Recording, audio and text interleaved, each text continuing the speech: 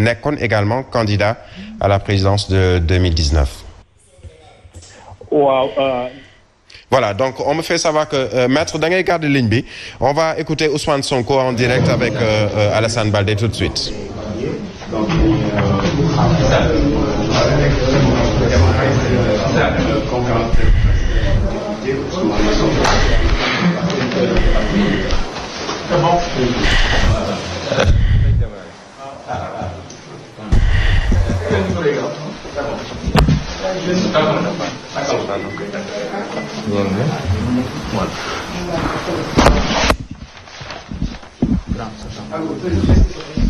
Voilà, apparemment juste quelques réglages de temps que muy jël kaddu moom Ousmane Sonko apparemment dañu koy takkal micro gis nañu ko nag y a pas floraison de micro ci kanamam on le sait Covid-19 xaw ko tënk alors on va tout de suite retourner ak Alassane Baldé Alassane ça va commencer dans un instant c'est ça. Voilà alors maître Babou on va tout de suite dans un instant maître dañu déglu Sonko il va parler sûrement fileeg ay simili yu néew dernier réglage la nekk actuellement mais très rapidement maître lan moo war a doon li war a am.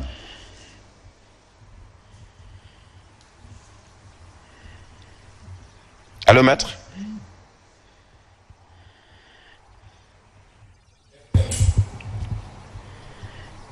Voilà maître kon rëcc nañu xam naa dañ ko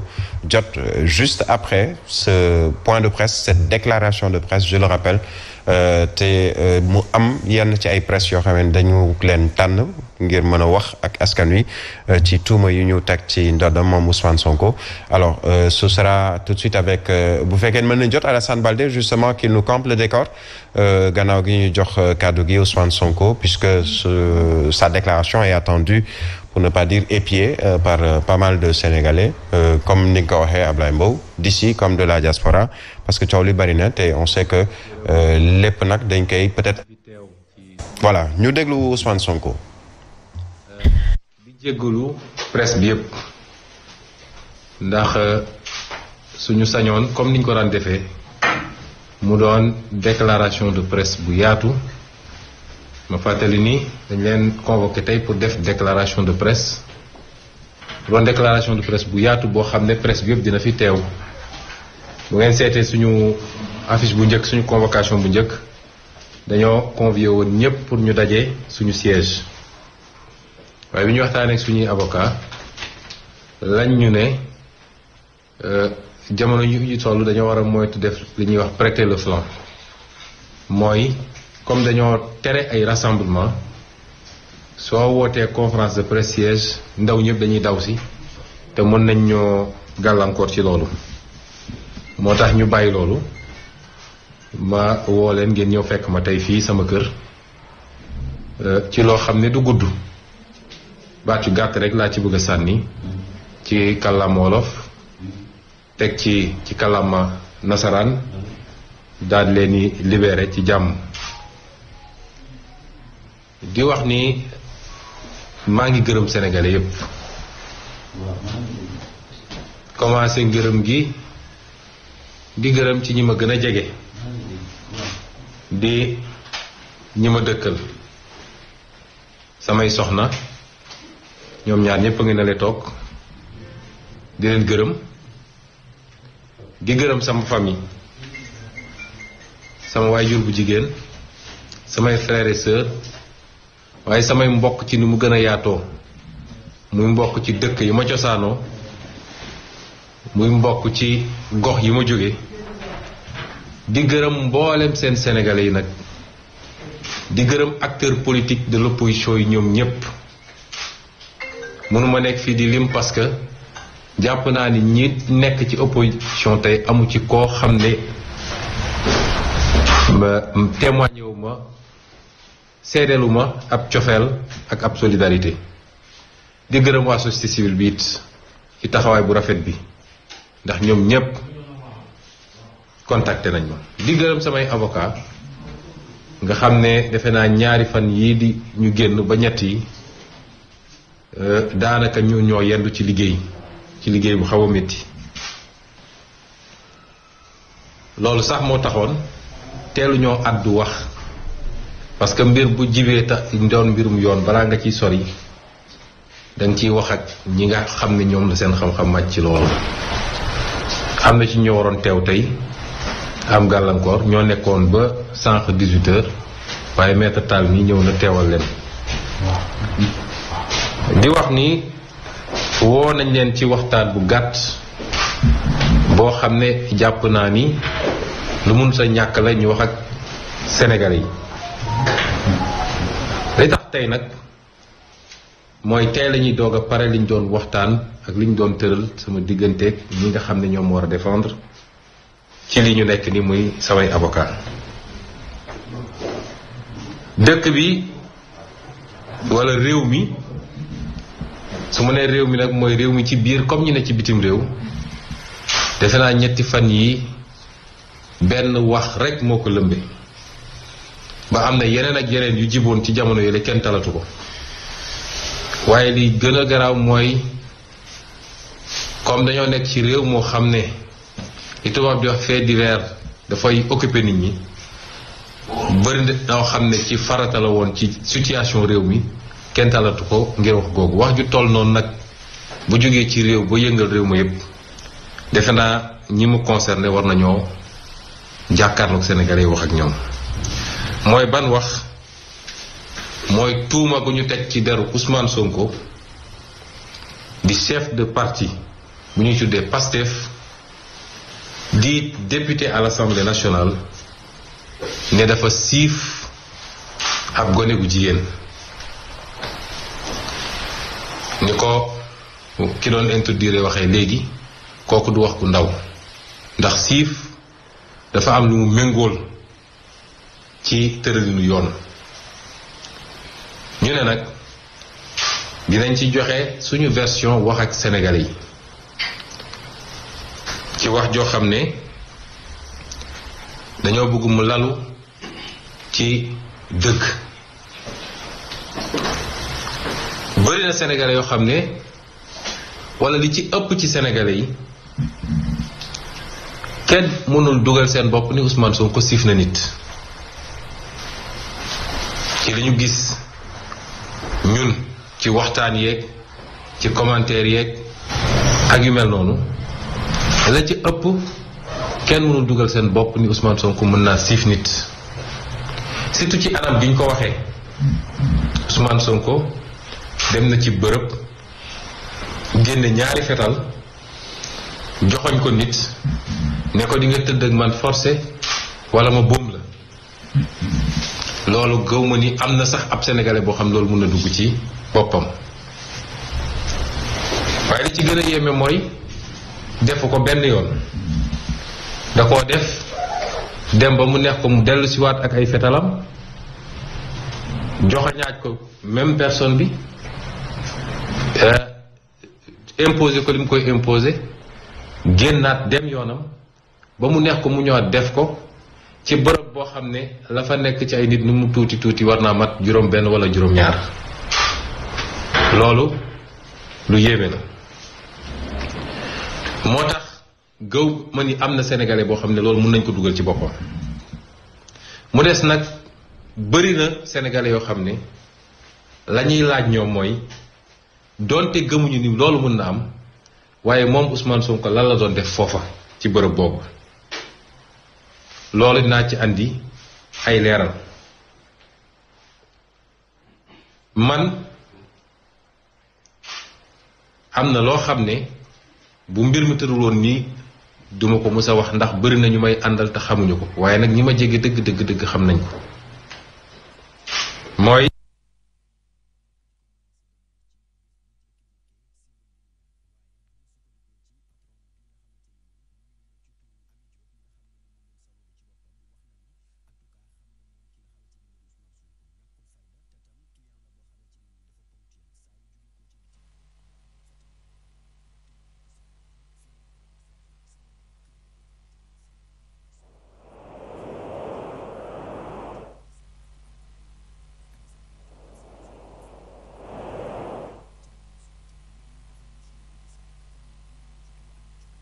téléphone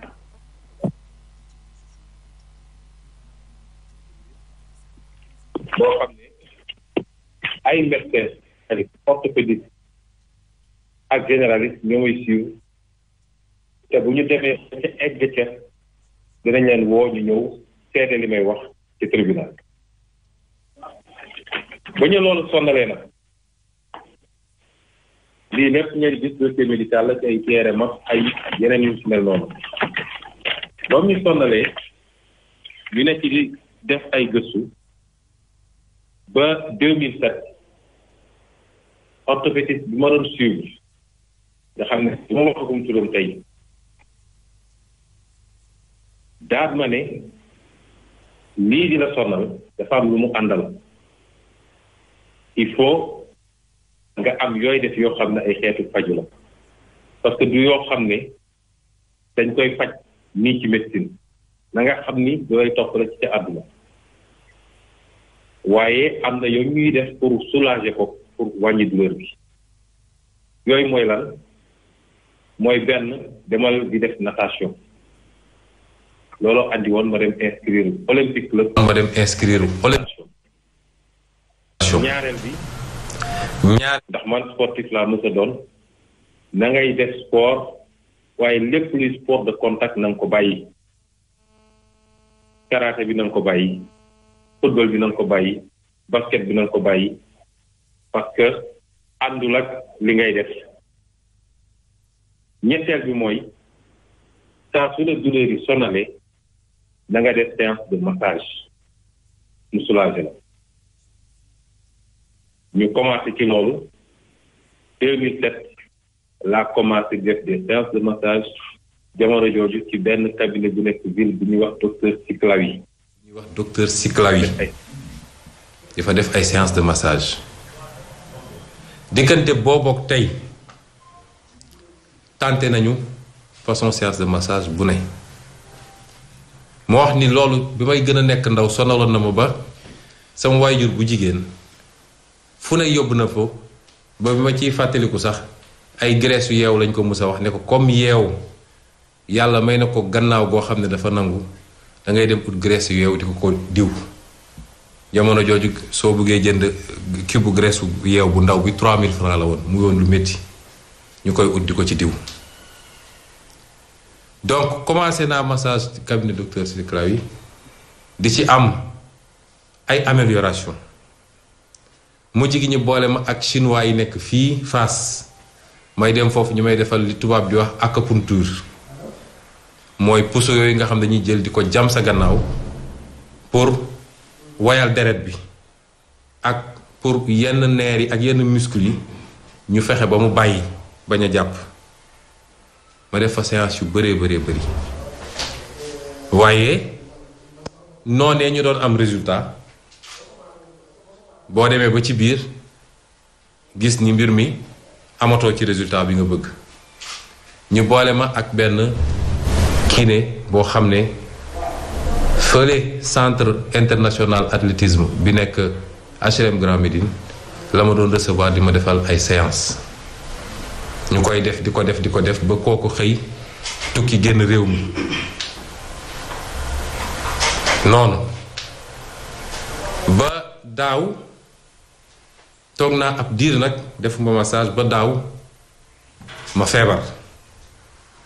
tëdd naa fi lu mat weer ak genn wàll defe naa ci mois de mars feebar bu metti woon torop ba benn jamono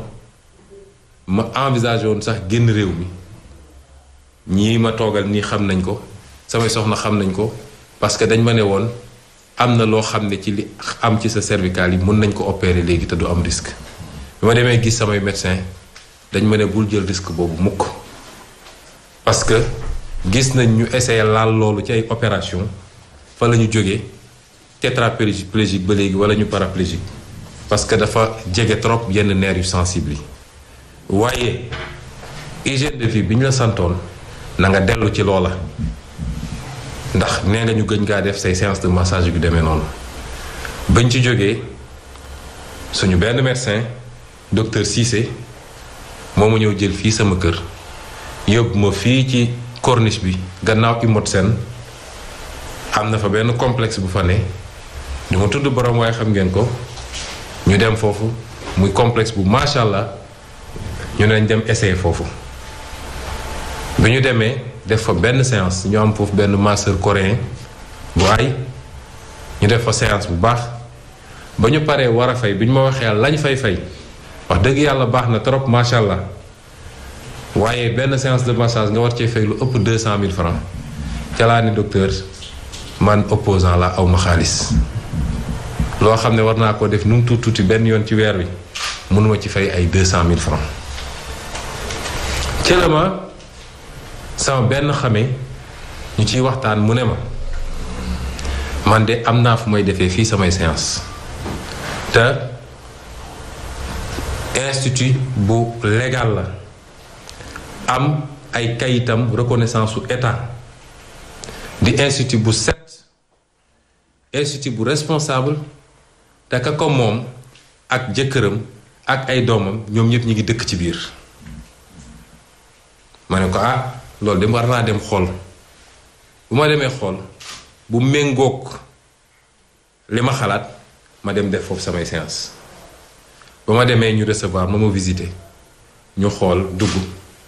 ma gis ni vraiment macha allah ñu woon ma seen agrément bi leen état jox ne leen jox mat ngeen lañ leen doyee pour mun a def des séances de massage thérapeutique mooy massage u faju parce que dama bëgg a xamal ñépp ni man faju moo tax may def massage jox ma ne ma lii mun nga ko def foofu ba ma ñëwee bëgg a def séance dama leen ni ndax am ngeen masseur ñu ne ma wax dëgg yàlla fii ay masseuse moo fi nekk mais nous sommes très professionnels te massage thérapeutique la ñuy def may leen ma dinaa dellu si ñu xool bi ma génnee dama woo sama benn oustaz ma ne ko man de bëgg naa maase wu parce que sama médecin moo ma ko digal ci cadre ay jàngoro yu ma yor yu ma sonnal waaye nag bi ma demee ci bërëb sàngam ay jigéen ñoo fay maase loolu loo ci xam mu ne ma su dee faju moo la tax a jóg loolu aayul ci diine dafa mel ni jigéen bu dem seeti un gynécologue wala nga dem hôpital feebar ki la war a opérer wala ki la war a jëlal sa der wala nangam jigéen la kooku faju la kon demal nga faju ji ci laa dem 2 jours plus tard def sama première séance kon li tax ma dem foofu benn bi mooy du un institut clandestin institut bu am agrément la état bi reconnaître ko mu ne fang ci quartier bi nëbatuwul def tableau ne fii dañ fiy def massage daal di def ay numéro de téléphone am fixe ak nu mu tudd kii ba pare famille bi moom mbir mi nekk foofu dëkk fa saa su ma demaan foofu pour massé wu ci salon bi laa leen di fekk ñu toog ma nuyonteeg ñoom dugg kon te boole ko institut boo xam ne am na ay caméra de massage ay caméra de surveillance am ko ci bunt bi am ko ci biir kon su doon kuy dem uti lu dul yoon doo dem ci institut bu ni mel ñu dem fa def fa ay séance de massage mosuma faa def massage boo xam ne exigé wu ma sax que ñaari masseuse nekk ci salle bi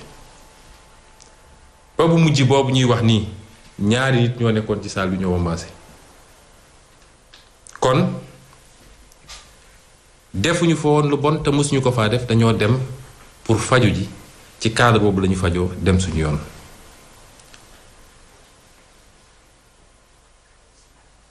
nee nañu dafa dem 21h naam dem naa fa 21h parce que li ma yëg ci sama yaram ba xam ni war naa dem defi sama séance de massage man maa ko xam te it yoon may na ma génn 21h ba ma fay dugg 21h jotagul ba ma fay dugg 21h jotagul waaye yoon may na ma mun a génn 21h tey su ma toogoon jékki-jékki am malaise damay taal sa moto dem faju ji dem hôpital kon kooku du ay wax yu am solo ñëw naa fekk naa fa ay nit nuyoo naa comme ni ma ko daan defee laaj ñaari nit ñooy ñëw may leen 10 minutes laa leen may parce que dama yàkkamti dafa am ñu war a dem defi ku nekk na maase benn côté ci gannaaw gi ma dem sama yoon ñu defee ko noonu ma dem sama yoon kon defuma fa dara loo xam ne rawatina nag ñu naan siif na fa nit musuma faa dugg sax ba yor ngànnaay man te defe naa ki moom bërëb ba wax na ko musuma faa dugg ba yor ngànnaay rawatina ma fay dugg di yor ñaari ngànnaay xanaa kay ku bëgg a menacer nit benn gànnaay jot na benn pistolet doy na mel ni ku nekk Far West jamono ñoom Tex Willer kon loolu defe naa amul sénégalais boo xam ne mun na dugg ci boppam may laaj nag sénégalais yi ndax jàpp nañ ni ku mel ni man nga xam ne bokk naa ci ñu ñuy gën a rëbb fii Sénégal li nguur gën a rëbb Sénégal dinaa dem cib kër boo xam ne wéetuma fa ak nit waaye lu mu tuuti tuuti juróom benn nit a ngi foofu ci biir kër gi te kër gi du étage du dara benn rez-de-chaussée bu ndaw la nu mu gën saa bëri 4 pièces moo fa nekk fekk fa nit ak jabaram ak seeni doom ak seeni employé caméra de surveillance nekk fa ci couloir yi ma ñëw di fa siif nit benn yoon ñaari yoon ñetti yoon ba ñeenti yoon loolu est-ce que xel mun na ko nangu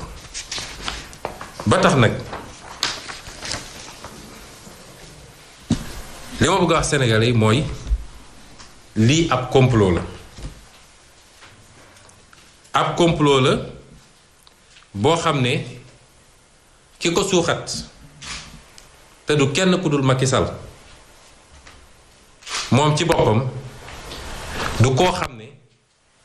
ci ay méthodes yu muy utiliser ñeme naa jàmmarloog ñi nga xam ne adversaire am ci xeex boo xam ne à arme égale la moom arme non conventionnelle rek la xam xeex la boo xam ne walla complot la boo xam ne lañ cay jublu ñoom mooy fexe ba réew mi situation bi mu ci toll ci wàllu koom-koom ci wàllu ndóol ci wàllu feebar ak ay dëj yu dul jeex ngir gestion bu bon bi ñu gérer feebar bi ci wàllu ay deal yu ay nit di def ci kaw sénégalais yi loolu lépp ñu fexe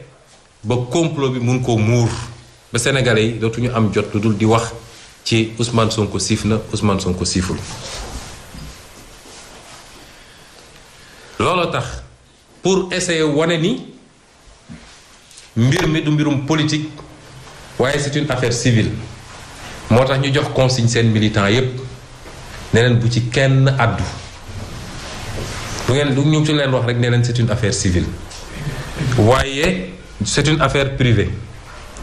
waaye mbir mi du affaire privée mbir mi affaire la bu ñu nas boo xam ne ministre de l'intérieur ci boppam moo yor mbir mi di ko tiire ak procureur am te dinaa ci indi ay firnde su jotee liy firnde complot bi bëri na waaye dinaa ci wax yenn parce que yu bëri pour bañ ñu may leen ñoom fu ñu daboo parce que li tubaab naan un crime n'est jamais parfait mooy sàcc munoo sàcc ba doo bàyyi ay firnde yu ñu la mën a jàppee donc liy wane ni mbir mi ab complot la ba ci njëkk mooy wax naa ko ci sama communiqué yàgg nañ ñoo alerté nañ gaa yaa ngi leen ni waajal te fas yéene wuñ ko jaare fu dul ca fa ngay fajoo ñu bari nañ ne bu mu xamee loolu li tax mu fay dem waaye dama jàpp ni fa may dem te defuma fa dara lu bon te faju yóbbuma fa gisuma lu tax ma war a xëy ne dematuma fa te tey jii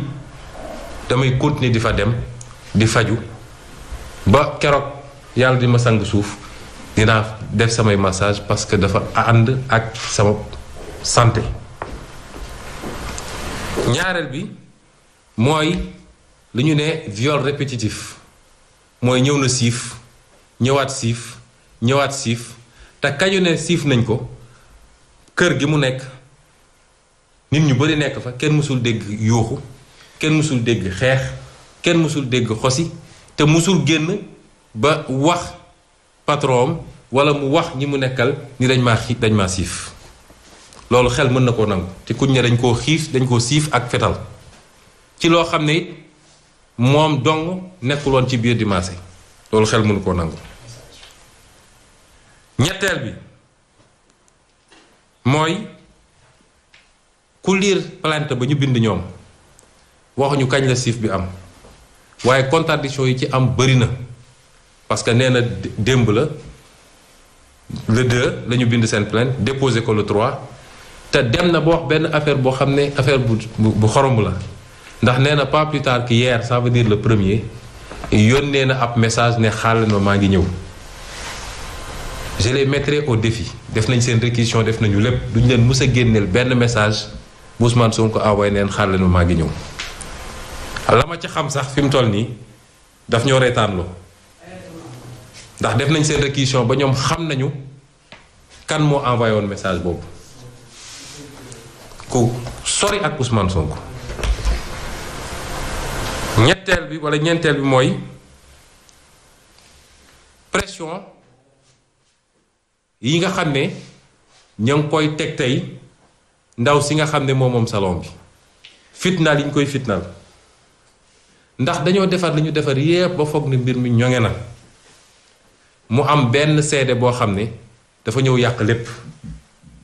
mooy seede ndaw soosu moo tax depuis ñaari fan dem nañ ko jëli ne dañ koy def garde à vue ba pare proposé nañ ko 15 millions dégg ngeen frère bu mu bokkal ndey ak bàyyi wax na tey avocat am wax na tey ndax avocat am tey dañoo xëy mu am ku ñu wax ni avocat bi neen dina wax te saisir na le bâtonnier ba noppi parce que am na loo xam ne mënul continuer ndax torture bi ñuy def ndaw si li tax ma ne torture mooy ndaw si yàlla da ko nattu mu am doom def na léegi ñeenti semaine doom ji juddu nekk prématuré mooy doom yooyu di juddu nekk lu tuuti fi mu ne nii 800 grammes lay def li ma avocat bi wax ñu am attestation médicale bu ne yaay ji warul sori doom ji dafa war a nekk ak moom Serigne Bassirou Gueye woo waa section de recherche ne leen dem leen jël yaay ji tëj ko section de recherche parce que pression morale la ñu bëggoon def ci moom ba mu lâché pour rek mu dellu ci déclaration defal leen déclaration bi ñu bëgg ndax ndaw si daf leen ne Ousmane Sonko musu fee def li ngeen di wax fii kër gi ak ni mu bindoo ak ñun ñëpp toog fi loolu mënul am te musu fee ñëw ba def wane ci comportement wala ci jikkoom loo xam mun nañu xalaat loolu ci moom ak yeneen yoo xam ne yéen ñëpp dégg ngeen déclaration loolu nag arrangé wu leen ñu woo ko ne ko dañ lay jox xaalis mun leen duma jaay sama ngor mun leen fexe ba ngeen pousse ma chargé koo xam ne leer na ma ni li ngeen koy jiñ defu ko ñu ne ko kon comme dool doo ko def dinañ la faagaagal avocat am bi mu woowee bi mu demee foofu daanaka presque xeex na fa bi mu woowee sëñ Bassirou Gueye daf ko ne je maintiens ma position mu ne ko kon dinaa xamal Sénégal yépp ni xale bi bu dee yow yaa ko rey bi ñu demee ba paniqué la ñu jël xale bi yaay ji delloo ko ci xale doom ji jël benn commandant teg ko ci bunt bi ne du génn du dugg loolu torture psychologique la rek pour que nit ki c'est-à-dire ñii jaral na leen ñu rey xale pour rek mën a waxloo nit dara ci Ousmane Sonko lu ñu mën a exploiter loolu kenn mësu koo gis ci politique egg nañu ci un point boo xam ne kenn mësu koo gis ci politique beneen bi tax ñu wax toujours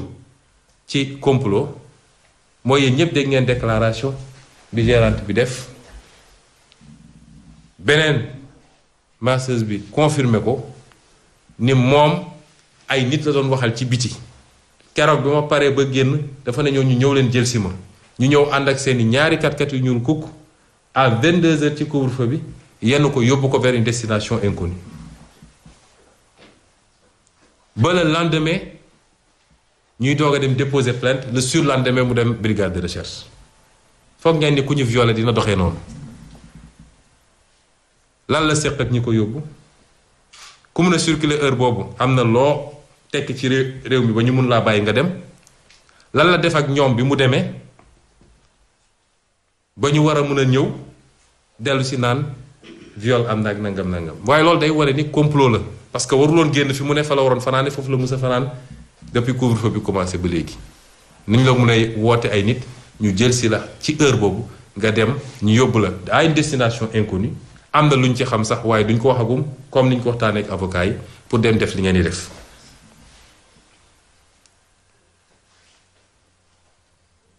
wax naa waxu message bi message boobu musul am je les mets au défi ilaa yow mi diin fu ñu génnee message boo xam ne man yónnee naa ko ndaw soos ne ko maa ngi ñëw. loolu lañ ciy wax pour le moment am na yeneen ak yeneen waaye bi ñu waxtaanee ak avocat yi dañ ñu ne comme ñoom dañoo nekk ci def nañu seen mbir gis ni mbir mi nag dafa mel ni bëri na ay failles ñuy essayer di rectifier kon ñu nit ci suñu défense am na lu bëri loo xam ne doo ko wax parce que dal ni permettre ñoom ñu tëb ci loolu. kon mbokk yi damay dellu si feddal leen ni lii ab complot politique la boo xam ne Macky Sall ci boppam moo nekk ci gannaaw am nañ ci ay preuve yoo xam ne duma ko waxagum léegi ak ñeneen ñi nekk ci intermédiaire yi ñi jox xale bu jigéen bi xaalis parce que encaissé na par un intermédiaire bu ko jox yooyu yëpp dina feeñi parce que it samay avocat dès demain ou après-demain dinañ déposer une plainte te dinañ def réquisition yi ñu war a def yépp ba xam lii nekk ci biir ak ñi mu doon waxal ak fi ñu jaar ak yépp dinañ ko wax. ab complot la boo xam ne nas nañ ko lu yàgg parce que nee naa bañ ci commencé di ñu wax te dinañu woo ay seede keroog bu ñu demee ca procès ba ci ñoom ñi nga xam ne toog nañu ak ay nit wax ak ñoom dinañ leen ne diw la ñu woo ko mu ñëw seede taxaw confirmer ko loolu pratiquement ay 2019 la ñu commencé di yëgal lu mel noonu lu ñu yàgg a togg la di ut di monter di fabriquer seeni preuve di monter li ñuy monter waaye nit noo muus doo yàlla ma bëgg a waxtaan nag ak militants yi ak sympathisants yi ak sénégalais yi nga xam ne ñoom ñépp dëgg ñor na leen ak injustice bañ nañ ko mooy complot bii du jàll parce que it Afrique dañoo tàmm ki yor nguur lu mu def rek dañ naan incha allah macha allah complot yàgg na fi tentative de liquidation d'adversaire politique yàgg na fi waaye li may wax Macky Sall mooy bi pas du yomb bu soobee yàlla moo tax woote gi may woote ñi nga xam ne ñooy suñu am di jàmm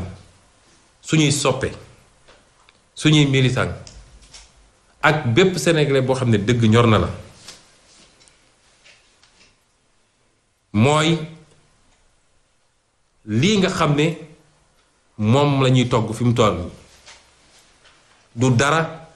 lu dul nu ñuy def ba projet bi nga xam ne yëkkati nañ ko muy projet boo xam ne dafa jur ci Sénégal loo xam ne néew ma mosuñu ko fee gis waaye nii mu amee nii ak doole gi mu amee nii néew nañu gis ko fi muy projet boo xam ne dem nañu ba aboutissement bi jege mooy sotti bi jege ndax Macky Sall moo leen gën a xam li xew ci réew mi te def na ay sondage am defaat ko ñoom xam nañ ni 2024 gii bu ñu demee élection ñun perte projet boobu nga xam ne du projet gagné rek ab élection waaye projet soppi réew mi la de manière qualitative mooy lépp loo xam ne jàngoro guñ doon jooy la indépendance ba léegi ñu jële ko fi nag sénégalais bu nekk xam ni projet boobu la comploteurs yi bëgg a faagaagal est-ce que loolu sénégalais yi dinañ ko nangu est-ce que suñuy militants suñuy militantes suñuy sympathisants ak xeex gi ñu xeex ay at coono gi ñu ko daj dinañu nangu loolu ci lu dul dëgg est-ce que sénégalais yi seen bopp ak coono yi ñuy daj ñoom dund gu métti gi ñuy dund est-ce que sénégalais yi dinañu nangu loolu mooy laaj boo xam ne delloo naa ko ci sénégalais yi parce que it mbir doo bëgg mbir bëgg safaan wax sénégalais boo gis mu ne la sonn nañu changement la ñu bëgg compétition politique lu mënul ñàkk la waaye boo bëggee éliminer adversaire politique da nga koy éliminer ci terrain politique waaye xëy su ba ngoon jot di def ay combine pour tëj adversaire pour yàq adversaire loolu dafa war a jeex Sénégal surtout nag ci jamono joo xam ne Samba Sula Baale bu façon bu ne ma nga ci Macky Sall ñu ne kenn du ko laal waaye opposant moom bàkkaar la fii Sénégal bàkkaar la biir Afrique loolu dafa war a jeex persécution contre les opposants dafa war a jeex opposant amoo droit dox amoo droit naan amoo droit lekk foo nekk yaa ngi wëlbatiku loolu dafa war a jeex démocratie du doxee noonu moo tax bii du yomb may wax ni waxtu yii ñu toll ak jamono yii ñu toll dootul jamono wax ak jamono nekk ci réseaux sociaux yi ak jamono nekk ci salon yi di commenter déedéet jamono ji jamono xeex la jamono mu jaral la sa bakkan la jamono jooju lañu toll te nag dañoo tàmm di wax ni peuple sénégalais duñu peuple xeexkat wala dara jarul leen dara may wax suñuy ndaw suñuy mag suñuy góor suñuy jigéen ne leen caaxaankat yi nga xam ne yàq nañu réew bi yàqat toog ci nguur ak yàgg ci nguur lu mu leen jaral rek ñun ñi bëgg a soppi Sénégal bu ñu jaralul lu ko ëpp bu yóbboo ñu baax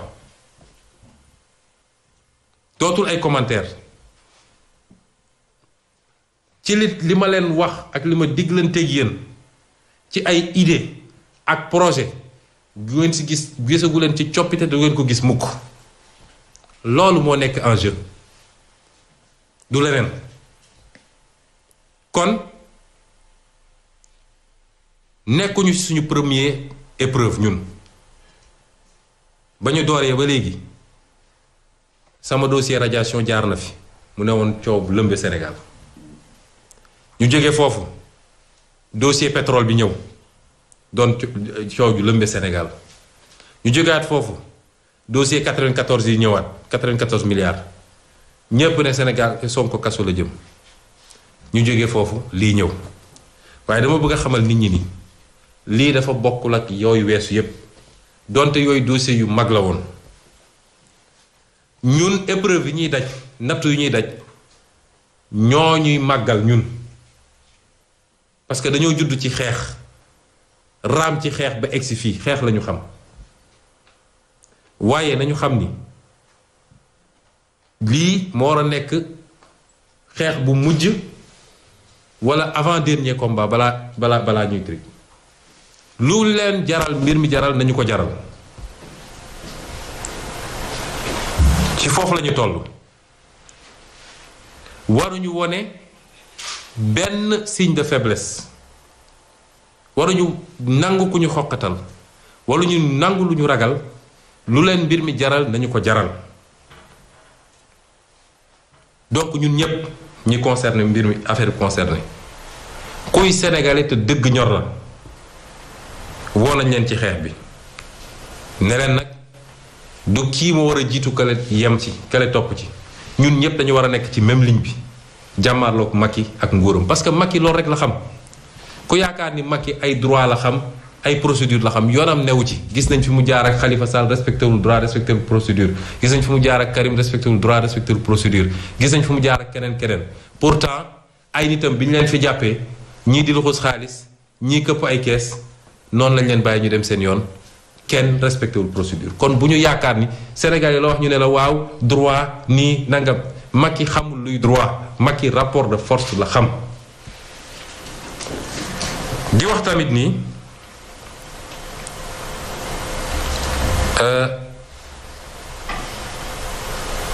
am na lu ñu dogu lu ñu waxtaan man ak samay avocat mooy démb toog nañu fii ñu àndil ñu convocation nañu ëllëg à 11h nañu ñëw uyu ma fas yéene wax Sénégalais yëpp ni duma uyu ji ëllëg parce que ab député mënoo ko convoquer en tant que accusé tant que teggi woo malaanu kiiraayam muy immunité parlementaire loolu nag boo ko waxee dañ daan parce que sénégalais yi ñenn bokk ay raccourcis la ñuy bëgg soo ko waxee dañ naan non s'il n'a rien à se reprocher na dem uyu ji déedéet man néew ma duma uyu ji justice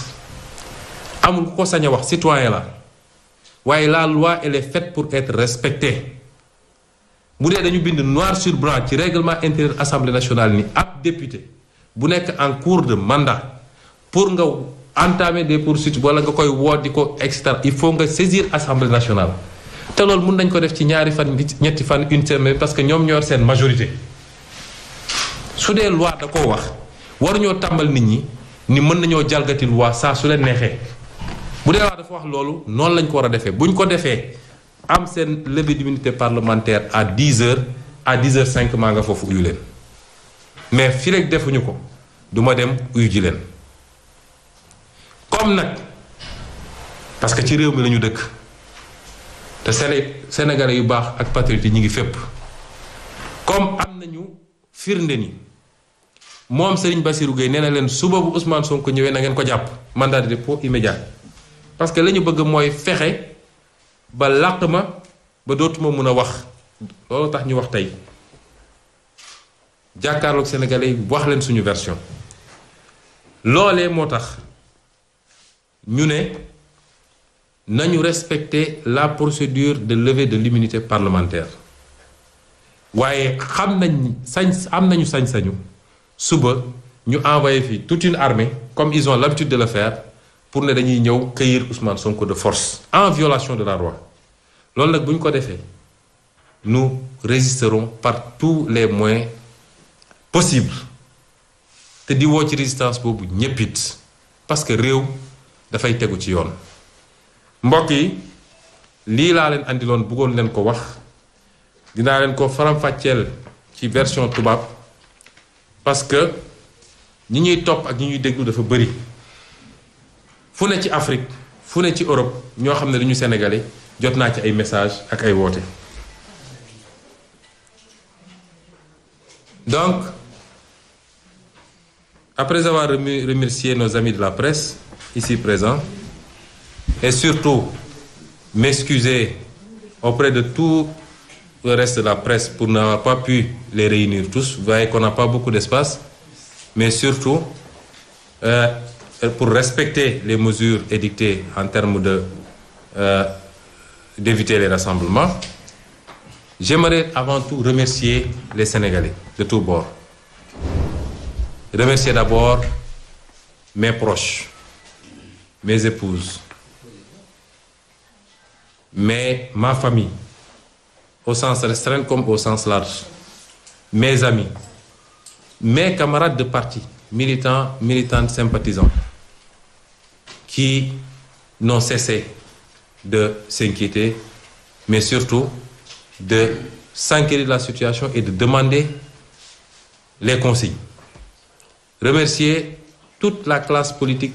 sénégalaise de l'opposition et même certains du pouvoir qui m'ont manifesté leur solidarité. ceux de la société civile. Et je remercie surtout également mes avocats avec qui j'ai dû travailler d'arrache-pied ces dernières 48 heures. J'aimerais apporter ma version parce qu'il y a une situation qui défraie la chronique depuis au moins 2 à 3 jours. Et cette situation me concerne particulièrement et personnellement. C'est laquelle situation? Ousmane Sonko, président de parti politique, député à l'Assemblée nationale, a fait l'objet d'une accusation, pour le moins gravissime, d'avoir attenté, d'avoir violé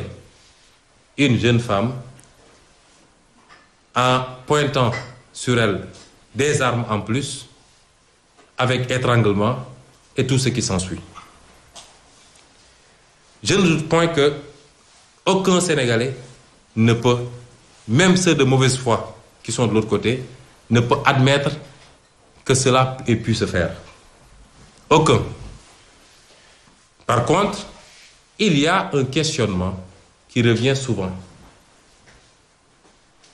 Beaucoup de gens disent, nous ne pouvons absolument pas y croire, mais qu'est-ce que Ousmane Sonko faisait dans un établissement de massage? J'aimerais apporter quelques éclaircissements par rapport à cela. Je subis depuis 2007 des massages thérapeutiques pour raisons de santé, suivis par un spécialiste orthopédiste qui viendra témoigner éventuellement au procès, un médecin généraliste avec un dossier médical complet que voici, les radios, les IRM, les recommandations. Et parmi ces recommandations, il m'avait été prescrit, puisqu'il s'agit de problèmes lombaires que je n'aurais jamais révélés, d'ailleurs, si ces circonstances n'étaient pas présentées, puisque nous sommes dans une culture, malheureusement, où dès que celui qui prétend à des responsabilités dit que je souffre de quelque chose, les gens peuvent être amenés à considérer que c'est un handicap. Or, ce n'est pas le cas. Je pratique mon sport tous les jours. Je fais mes activités. Quand je vais en tournée ou quand je suis en activité, même mes gardes du corps ne peuvent pas suivre mon rythme. Mais cela ne va pas dire, parce que chacun d'entre nous traîne quelques pathologies. Ça va avec la vie. Et par rapport à ces pathologies, il m'a été recommandé par mon médecin orthopédiste de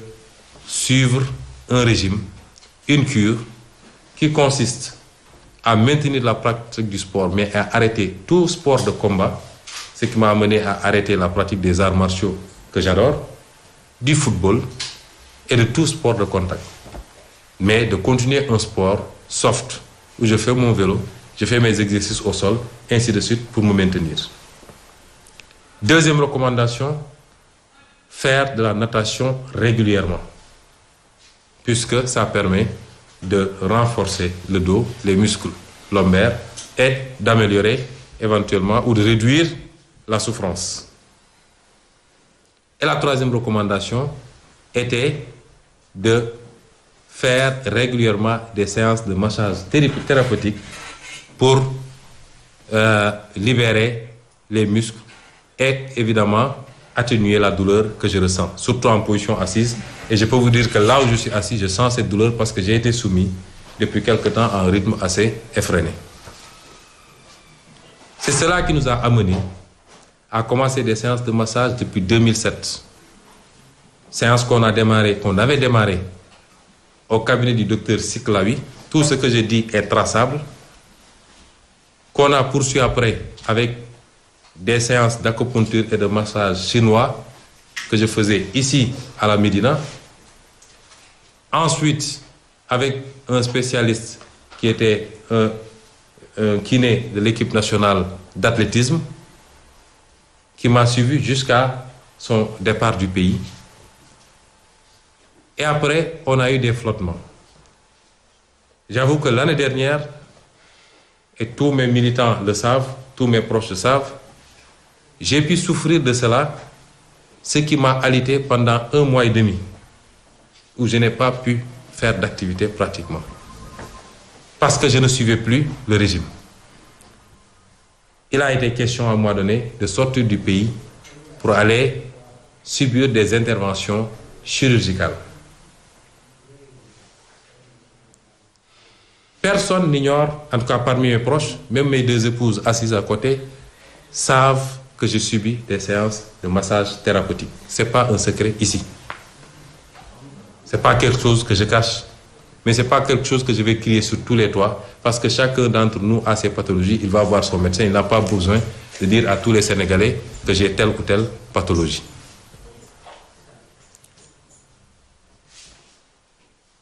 Au sortir de cette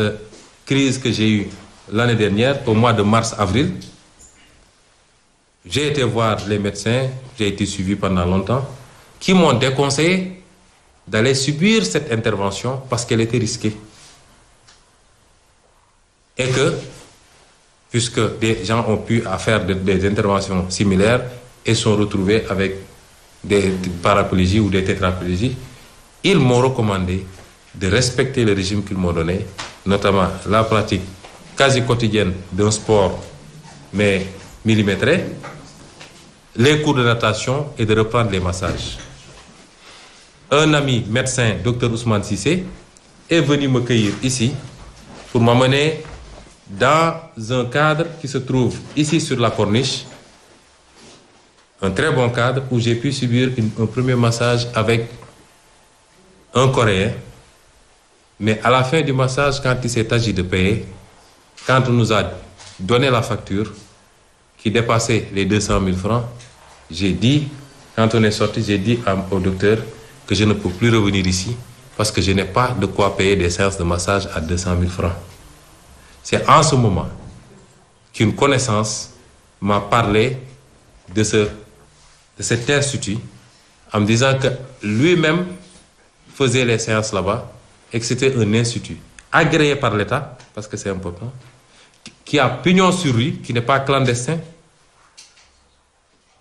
niché dans un quartier connu de tous, avec, cerise sur le gâteau, la famille propriétaire qui habite dans l'institut. Je lui ai dit ça, il faut que j'aille voir. On est allé visiter, on m'a présenté ce qui se fait là-bas, j'ai considéré que c'était correct, j'ai dit je vais commencer à essayer. À la question de savoir s'il y avait des masseurs, il m'a été répondu non. Je leur ai dit, je reviens dans quelques jours. Et au sortir, je me suis adressé à un docte musulman, un oustaz comme on dit chez nous, pour lui dire qu'est-ce qu'il en pensait. Sa réponse a été de me dire que si c'est dans un but thérapeutique, il faut aller faire des soins. C'est la même chose qu'une femme qui va voir un gynécologue ou je ne sais quel autre exemple. C'est comme ça que j'ai commencé des séances, et je peux le dire ici, des séances qui nous ont beaucoup soulagés, des séances très professionnelles. Et je dis que les séances que je faisais là-bas, j'exigeais tout le temps qu'il y ait 2 personnes dans l'espace de massage, y compris le jour des faits supposés. Donc, les raisons qui nous ont amenés à fréquenter cet espace, c'est d'abord des raisons médicales, mais c'est parce que nous considérions que toutes les conditions de crédibilité sont réunies pour pouvoir aller se faire masser là-bas. Pourquoi? Certains disent heure du couvre-feu, etc. Un malade est un malade. Quand il sent le besoin d'aller se soigner, il va se soigner. Je suis arrivé dans cet institut avant l'heure du couvre-feu. Je suis sorti un peu après l'heure du couvre-feu, puisque je n'ai pas un problème de circulation. Si j'avais un problème de dents qui m'empêche de dormir, ou si j'avais piqué une crise, une quelconque autre crise, je serais sorti pour aller à l'hôpital. Je n'ai pas à me justifier par rapport à cela. Donc, je n'ai fait que des séances de massage conformes à ce que la morale autorise dans ce salon-là, et je réfute catégoriquement toute idée même de viol sur une masseuse à ce niveau-là. Et je poserai aux Sénégalais une question très simple, et chaque Sénégalais pourra y répondre. pourra se faire sa conviction. Est-il raisonnable pour quelqu'un qui se sait aussi traqué que Ousmane Sonko d'aller dans une maison familiale dans laquelle vous trouverez le mari, son épouse, ses enfants, ses employés et des caméras de surveillance pour commettre un viol avec des armes en plus? Même si on avait dit une arme, c'est farfelu, mais avec 2 armes, comme si j'étais Tex Willer au XVIIe siècle. Mais le faire, ce qui est plus grave encore, ou plus inadmissible, le faire de manière répétée. Venir un jour le faire, partir, la personne concernée ne l'a pas signalé, ne l'a pas dénoncé, n'est pas allé à la police, ni à la gendarmerie, etc. Vous revenez, la même personne se porte volontaire pour venir vous faire votre séance, vous la violentez, vous la violez, vous repartez, vous revenez encore. Est-ce que ça, je laisse à chaque Sénégalais apprécier, est-ce que ça, c'est admissible? La réponse coule de source. Ce que je veux dire aux Sénégalais, c'est qu'on est en présence d'un complot. Un complot odieux. Un complot minable.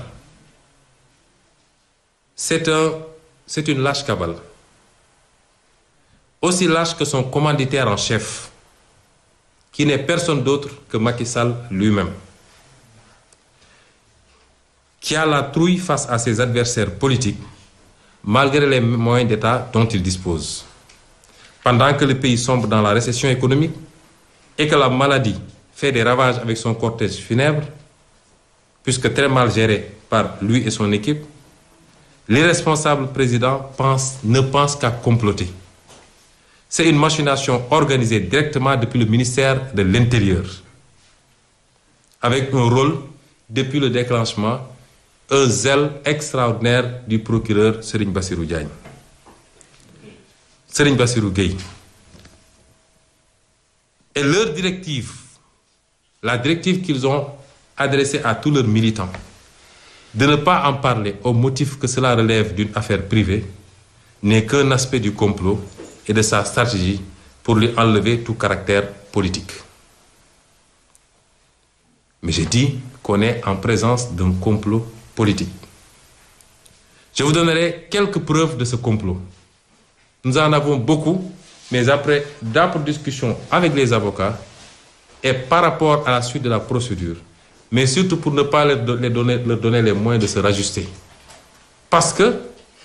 leur crime est si imparfait que depuis 2 jours, ils sont dans une entreprise de rectification des failles.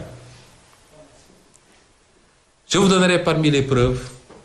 que nous avions été alertés depuis longtemps sur des complots qui se tramaient. J'en ai même fait allusion dans certaines de mes déclarations. Certains pourraient dire, mais pourquoi donc il a continué? J'ai considéré que n'ayant rien à me reprocher et ne faisant rien d'illégal, je ne peux pas vivre dans la terreur perpétuelle. Parce que ce qu'on veut faire vivre aux opposants en Afrique, c'est inadmissible. Vous n'avez plus le droit de manger, vous n'avez plus le droit de marcher, vous n'avez pas le droit de sortir, vous n'avez pas le droit. Tout un appareil vous suit, vous surveille, vous truc. Au même moment, les proches du régime font toutes sortes de bévues, attestés, quelquefois jugés même et condamnés, mais bénéficient d'une impunité que rien ne peut justifier. Cela, il faut que ça cesse en Afrique, et ça va cesser cette fois-ci. Deuxième élément, c'est l'aspect d'un viol répétitif,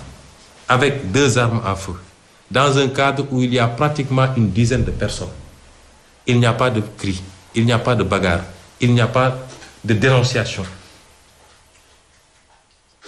Il n'y a absolument pas un esprit raisonnable qui peut gommer cela. Le troisième élément, c'est les pressions physiques, la torture qu'ils sont en train de faire subir à cette brave dame, avec laquelle je n'ai aucun lien. Ils lui ont d'abord proposé de l'argent, 15 millions, elle a refusé, parce que ils avaient préparé tout, mais ils n'avaient pas envisagé que cette dame-là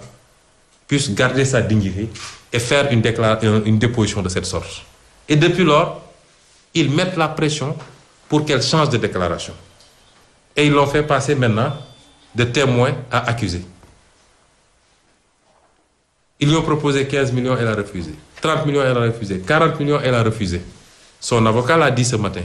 Son propre grand frère l'a dit. Et ils se sont mis maintenant à la brimer. Cette brave dame a accouché il y a 1 mois.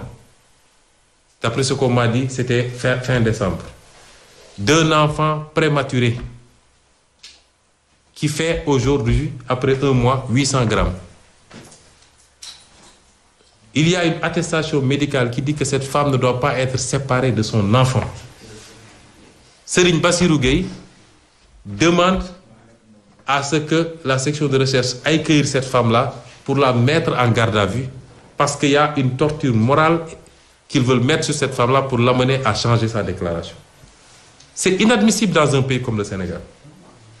Il a fallu hier que l'avocat se batte presque physiquement contre eux et les menace en cas de décès de cet enfant pour qu'on accepte de ramener la maman à l'hôpital, mais en la consignant, en mettant un commandant qui monte la garde là-bas 24 heures sur 24. Vous croyez que ça c'est admissible?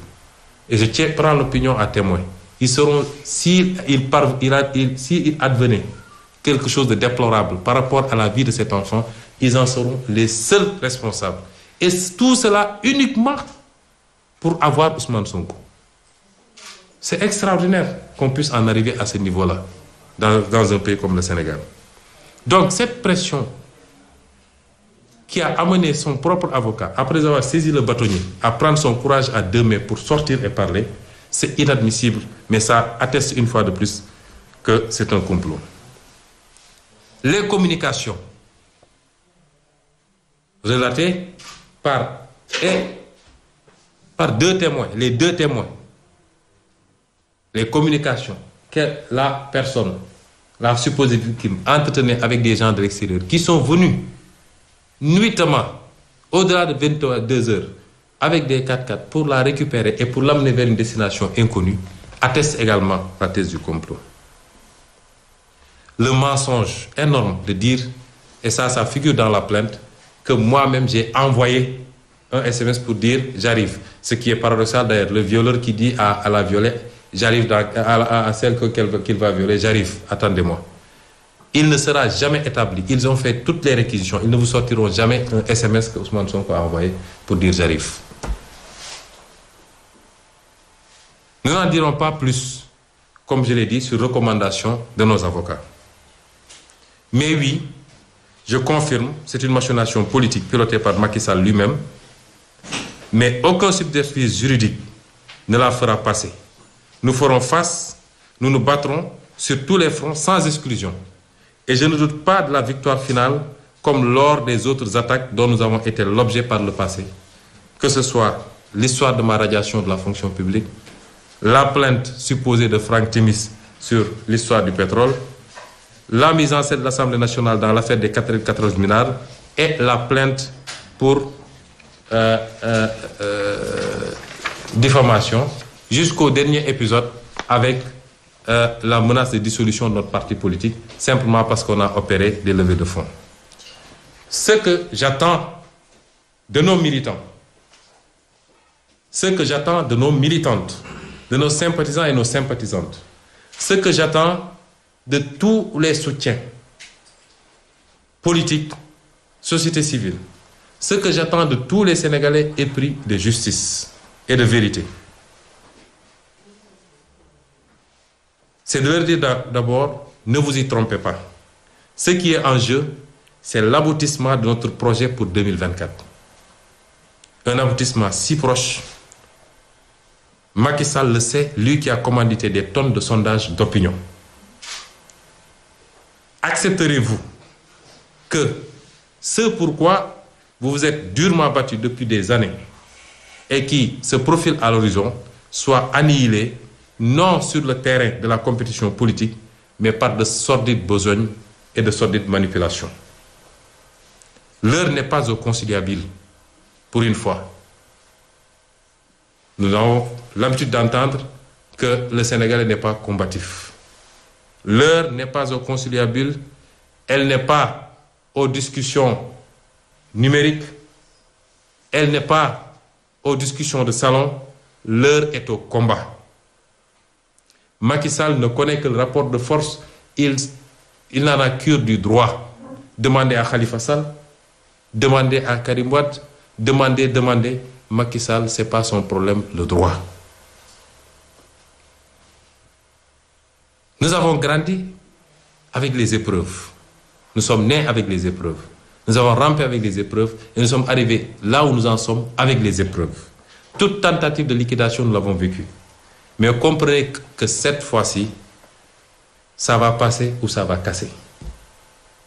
Ce sera le dernier combat ou l'avant-dernier combat. Ça dépendra. Et c'est pourquoi nous ne devons témoigner d'aucune faiblesse. Nous devons tous faire montre de la même détermination que, sinon plus. Chers amis, nous ne sommes plus au temps des révoltes de salon. Comme je l'ai dit, notre moment de vérité est arrivé, celui des véritables gladiateurs des changements fondamentaux de la société. Il est temps que la terreur contre d'honnêtes opposants cesse et on n'acceptera plus de vivre sous la hantise, le qui-vive, d'avoir à surveiller tout le temps, à regarder derrière nous, alors que toutes sortes de criminels du réseau Macky Sall font l'objet de protection et d'impunité absolue. Soyez mobilisés. Le combat s'annonce mortel. Le mot n'est pas de trop. Et quoi qu'il en soit, ne flanchez pas. C'est le prix qu'il fallait payer pour protéger Mamadou Dia. C'est le prix qu'il fallait payer pour protéger Cheikh Anta Diop, dont l'anniversaire coïncide avec ce jour. C'est le prix qu'il faut payer aujourd'hui pour protéger notre projet, au-delà de ma personne. Je terminerai par dire que cette confrontation peut commencer dès demain. J'appelle tous les militants, les militantes en premier et tous les Sénégalais épris de justice à se tenir prêts. Parce que j'ai reçu une convocation qui m'a été amenée ici hier par un commandant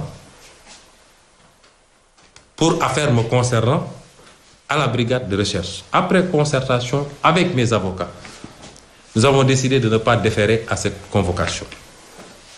Mais attention, je ne veux pas de raccourci. Les Sénégalais ont tendance à dire s'il n'a rien à se reprocher, il n'a qu'à lui-même défaire son immunité. Non. Je n'ai jamais dit que je ne répondrai pas à la...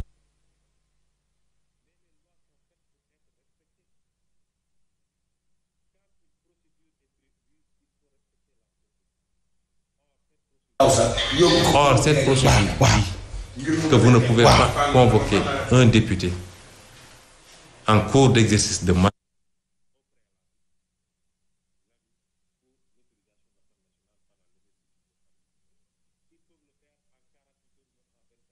« 48 heures ou même en 24 heures parce qu'ils ont leur Assemblée nationale avec une majorité écrasante. Mais je tiens à ce que la procédure soit respectée. S'ils lèvent l'immunité parlementaire mardi à 9h, mardi à 9h05, je viendrai répondre à leur convocation. Mais autrement, j'exige le respect de la procédure. Pourquoi je dis que ça peut commencer dès demain? Je vous ai dit que ces gens en ont cure de la loi et de sources sûres, parce que nous sommes dans ce pays et nous avons beaucoup d'amis également à tous les niveaux. Serigne Bassirou Gueye aurait donné instruction que je sois immédiatement arrêté dès que j'arriverai à la brigade de recherche. Ça ne me pose pas problème. Moi, j'ai préparé mes bagages, j'ai préparé ma famille, j'ai pas de problème. Mais je tiens à ce que la procédure soit respectée. Et à partir de ce moment, tout ce qui viendra, nous gérerons parce que nous sommes prêts pour ce combat. C'est les quelques précisions que je voulais apporter. Je vous remercie de votre attention et vous souhaite un bon retour chez vous. Bonsoir.